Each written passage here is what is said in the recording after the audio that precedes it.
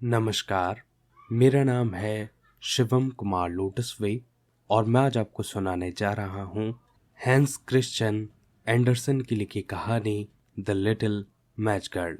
पुराने साल की आखिरी शाम को बहुत ठंड और लगभग अंधेरा था और बर्फ तेजी से गिर रही थी।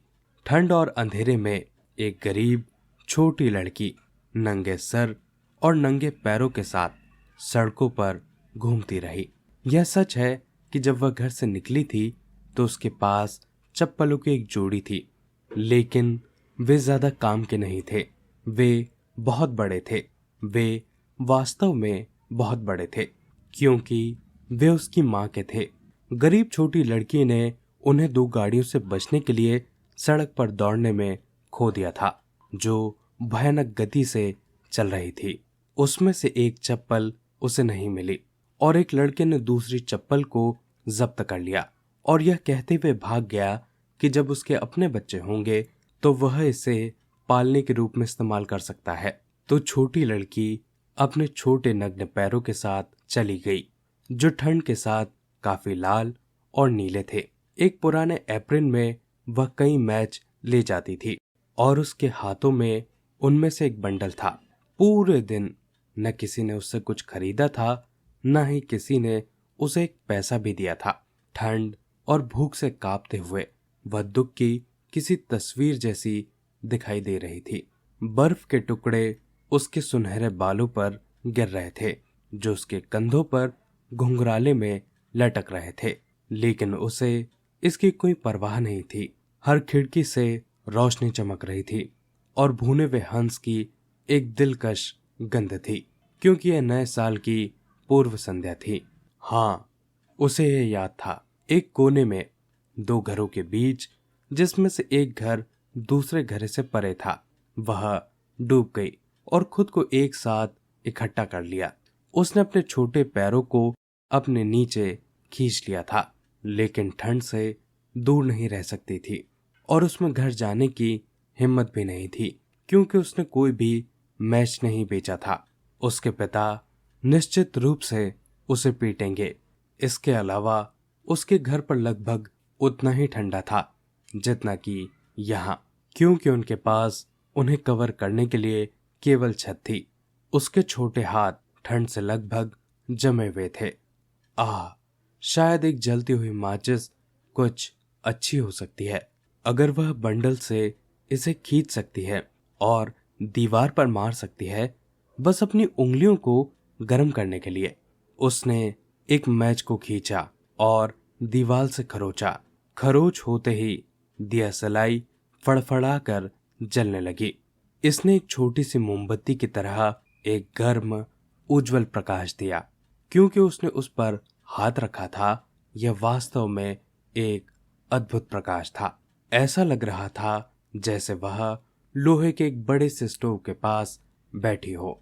आग कैसे जल गई और इतनी खूबसूरती से गर्म लग रहा था कि बच्ची ने अपने पैरों को फैला दिया उन्हें गर्म करने के लिए। लेकिन कब मैच की लौ चली गई, स्टोव गायब हो गया और उसके हाथों में केवल आधे जले हुए माचिस के अवशेष थे। उसने दीवार पर एक और माचिस रगड़ी।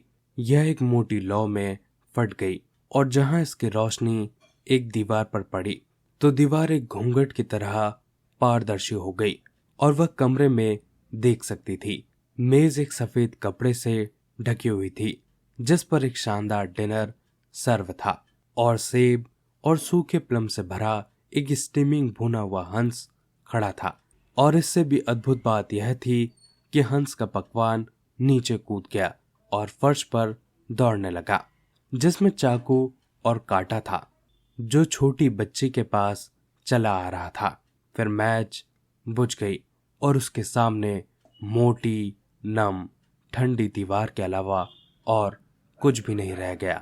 उसने एक और मैच जलाया और फिर उसने खुद को एक सुंदर क्रिसमस ट्री के नीचे बैठा हुआ पाया।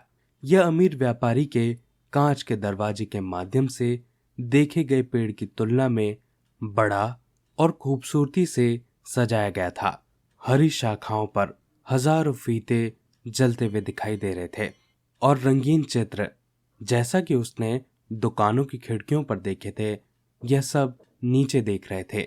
छोटी बच्ची ने आगे हाथ बढ़ाया और मैच एक बार फिर से बुझ गया। क्रिसमस की रोशनी तब तक ऊंची और ऊंची हो गई जब तक कि वे आकाश में सितारों की तरह नहीं दिखाई दे रही थी। फिर उसने एक तारे को गिरते हुए देखा जिसके पीछे एक उज्जवल लकीर चल रही थी। कोई मर गया है, छोटी लड़की ने सोचा, क्योंकि उसकी बूढ़ी दादी एकमात्र जिसने उसे कभी प्यार किया था और जो अब स्वर्ग में थी, उन्होंने कभी बताया था कि जब एक सितारा गिरता है तो एक आत्मा भगवान के पास जा रही होती है। उसने फिर से दीवार पर एक माचिस रगड़ी और प्रकाश उसके चारों ओर चमक उठा। चमक में उसकी बूढ़ी दादी स्पष्ट और चमकती हुई दिखाई दी। दादी की उपस्थिति प्यार से भरी हुई थी। दादी, छोटी बच्ची चिल्लाई, ओ दादी, मुझे भी अपने साथ ले चलो। मुझे पता है जब मैच खत्म हो जाएगी तो तुम भी चली जाओगी। तुम गर्म स्टोव, भुने हुए हंस और बड़े शानदार क्रिसमस ट्री की तरह गायब हो जाओगी। और उसने माचिस के पूरे बंडल को रोशन करने के लिए जल्दबाजी की, क्योंकि वह अपनी दादी को वहां रखना चाहती थी। और मैच एक रोशनी के साथ चमक रही थी जो दोपहर दिन की तुलना में उज्जवल थी। और उसकी दादी कभी इतनी बड़ी या इतनी सुंदर दिखाई नहीं दी थी। दादी ने छोटी लड़की को अपनी बाहों में ले लिया और वे दोनों पृथ्वी से बहुत ऊपर चमक और खुशी में ऊपर की ओर उड़ गए, जहां न तो ठंड थी, न भूख और न ही दर्द, क्योंकि वे भगवान के साथ थे। सुबह की भोर में गरीब छोटी बच्ची पीले गाल और मुस्कुराते हुए मुंह के साथ दीवार पर झुकी हुई थी। वह साल की आखिरी शाम में जम गई थी और नए साल का सूरज उगाया और एक छोटी बच्ची पर चमक गया।